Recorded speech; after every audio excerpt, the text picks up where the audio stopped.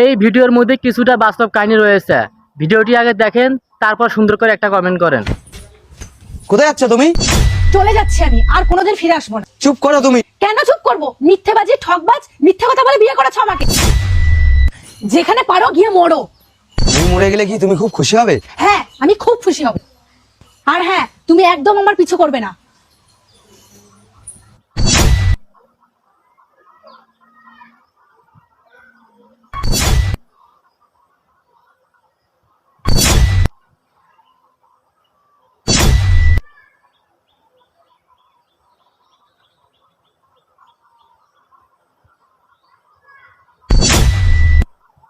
রঞ্জিত, এ রঞ্জিত ভাই, তোর কি হয়েছে ভাই? হ্যালো বৌদি। হ্যাঁ বলো। দাদা না আমাদের মধ্যে আর নেই। তুমি এসব কি বলছো?